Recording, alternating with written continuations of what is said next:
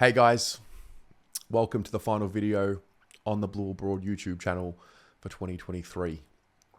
And another year has come and another year has gone. And these videos, these specific videos are important. I spent some time watching some of the older versions of this video and seeing where we were and reflecting on the year and really just feeling that disappointment and feeling that frustration for how things have been. And so to finally have a year like we did this year is something I'm very grateful for. Like, it finally arrived, you know. On field was everything, the pain and the joy. And we learned that you can't have one without the other. It would be nice to have joy throughout the entire year, but I mean, every year presents challenges, and this year was no different. I think whether we're talking about footy, whether we're talking about life, you know, it happens and it's tough and it's challenging. We live in a really, really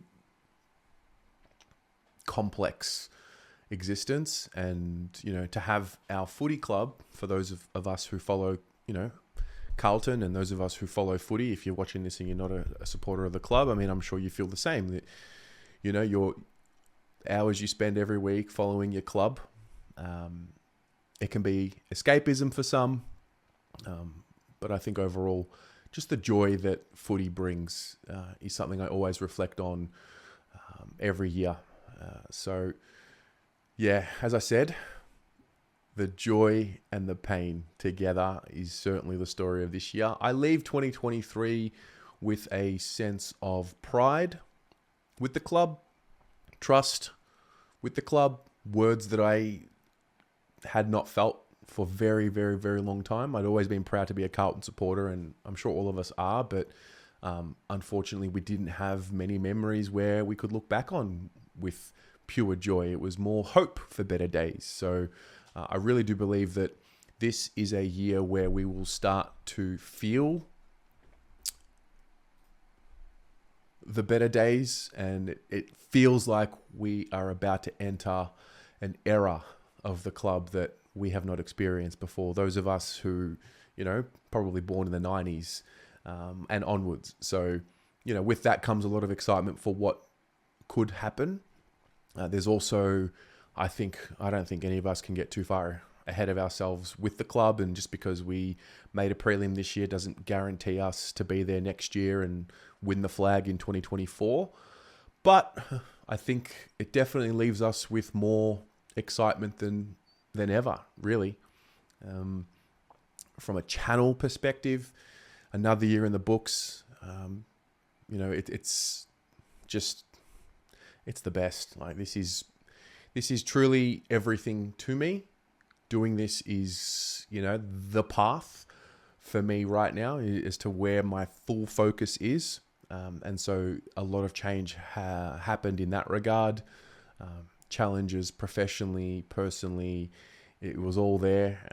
And to have somewhere to be and to feel a part of a community of like-minded people who, you know, have this common cause or this common purpose that we all feel when, you know, consuming the content or following the club and following the journey is something that can't be taken for granted at all. And so I'm very, you know, proud and happy for that. Connections that have been both created and strengthened. The development that's come from everyone pretty much who contributes to the channel and to contributes content, whether you're on the channel or you're not, I think is something that I reflect on. The ecosystem that has been built is something that I am really excited about. It's something that I felt was going to come to footy clubs, you know, the whole fan content era industry. And, you know, those of you who have watched for long enough know that I talk about that a lot and where things are going. And I think we as a supporter base really do lead the way when it comes to, you know, fan-made content. There are some great fan channels and creators out there, and I just don't know if there's, you know, 28 podcasts of other clubs out there. I don't know. I haven't done too much research, but I'm pretty sure we lead the way. I think there's been a real intention to cover the club in a way that has evolved our experience with media, with footy media. I've noticed a real change in the way we absorb. I've noticed a change in the way that we react to content about the club. And I think, and I said this last year as well in the same video, like we've really taken control of, what we're consuming, which I think is a remarkable achievement. I know for me, seeing the reactions of the fans, even when we were in the pits, like it obviously highly emotional because we are emotional, passionate supporters. And I know that there is a minority that, in the grand scheme of the supporter base, there is always going to be a group that don't reflect on the rest of the supporter base. But ultimately, it all comes from a place of genuine love for more and a want for this club to be great and be successful so we can enjoy the success of everyone that's going to feel it. So I've noticed that, I can't thank you, the audience, people that watch these videos enough. I do not forget 9 viewers, 11 viewers, 33 viewers on videos. I do not forget that time. I do not forget where this was not even real. Like I'm sitting in a studio with a desk and, lights and cameras and like monitors. And, this was all just a figment of an imagination for me in my journey doing this. So I'm very grateful that there is an audience that actually is interested to watch this channel. And I'm really grateful that it provides that outlet for a lot of you. And I think for those who watch, that's incredible and consume. I also think those who contribute and, our content creators who appear on the channel in their own individual right to see that development and the opportunities that have been afforded to other people and to watch that growth is something I'm really passionate about and I really get a kick out of.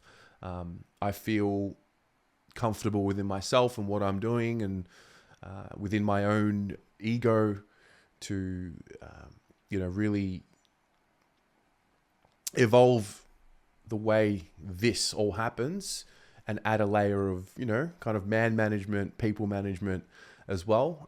And really just to be that support system there and to have people who I can draw on for support as well. This has been a very lonely journey for a long time. And now it truly feels like it doesn't feel like that anymore. That's for sure. So, I think of like young Ethan, for example. Ethan Aliano, been doing our thumbnails for years. All of a sudden, get the phone call this year as a reference for him, and he's now a graphic designer at the club.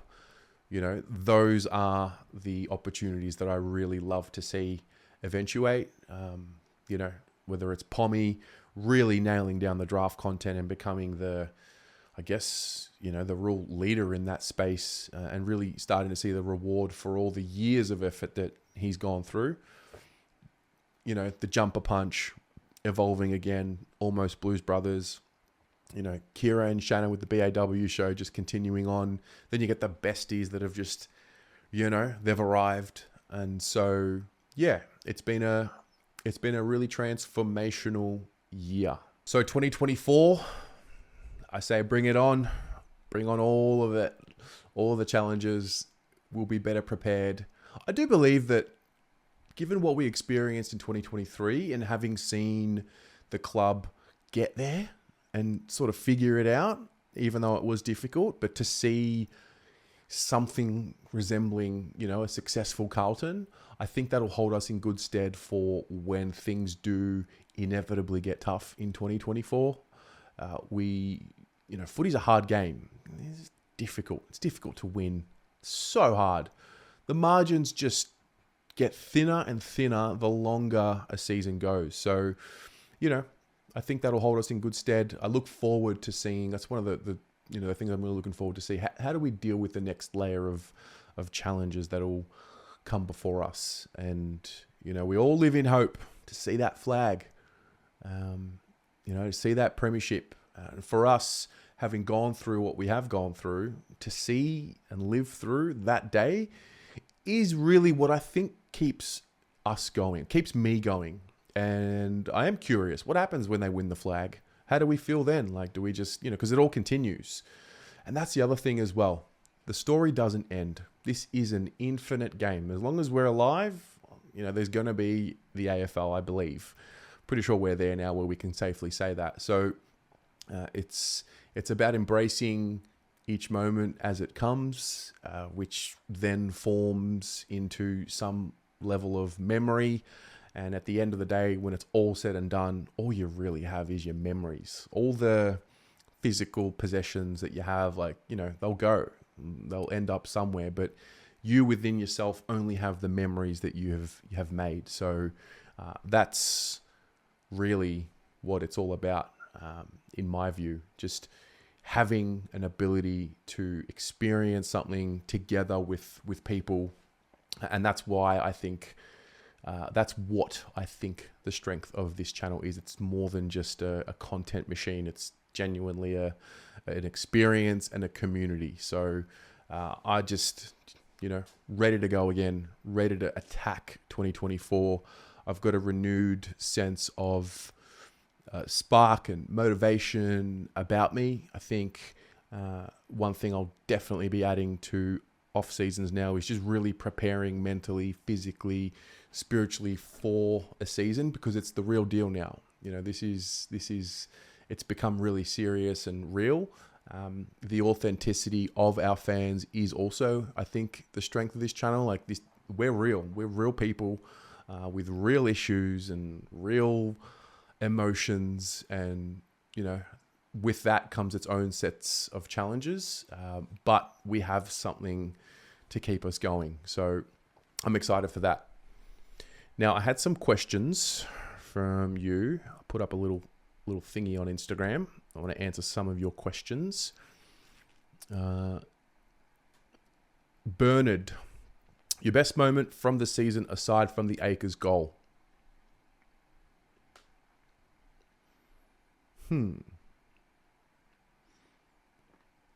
First 2 goals of the elimination final, no doubt for me.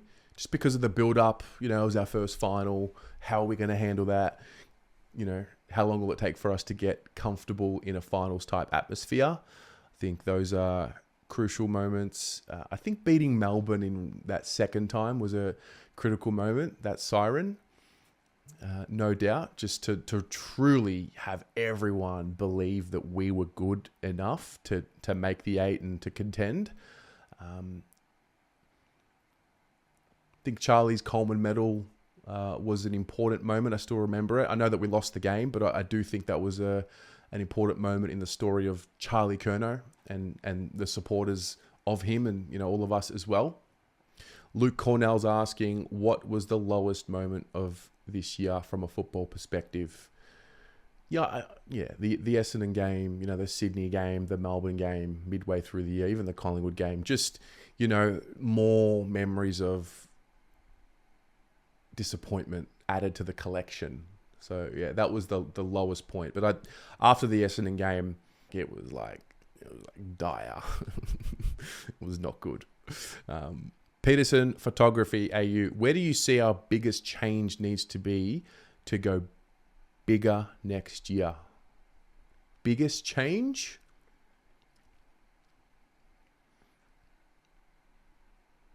Our consistency across the entire year. Yeah, so we've seen a good first half of a season followed by a bit of a fall off. We've seen a fall off first half of the season followed by a strong finish. So I think putting it all together. So consistency, I think, is the biggest one. Brandon is asking, how many memories have been made that will never be forgotten from this year? Good question. Essendon low point won't be forgotten. Beating Collingwood, beating Melbourne, obviously both finals. That's 5. Yeah, we'll never forget, those memories. We added core memories this year. In seasons gone by, there haven't been core memories, for positive core memories. So I think those are the ones that I would reflect on. Zach's asking, what surprised you the most about the year off field? What surprised me the most? about the year off field. From the club's perspective, I would say the way in which they proved stability. I really did think we were about to go down the same path of sack the coach. That's all I've ever known as a supporter. So it was a pleasant surprise to see the stability piece actually come to fruition. You know, stability is something that a lot of clubs talk about, but you can't really, looking back now, you can't really prove you're stable unless you're tested and you prove the stability. So I think that's the one for me. I think personally, I think I'm always surprised every year how much impact is made through the channel. No doubt that surprises me every year, whether it's through the Carlton People episodes or just the conversations that I have with a lot of people. Could never really underestimate what people are going through and how they are going to react to certain things. I'm a little bit taken aback by that every year. And I think as this grows, that will continue to grow. So yeah, those are the things that I think of with that question. Wowdy's asking, how would you like to remember the year in one word? In one word. Think the word is pride. I'm prideful. I'm proud. That's the word for me that comes to mind straight off the bat. So Fergus Webster is asking, who's the unexpected best 23 player for 2024? Good question.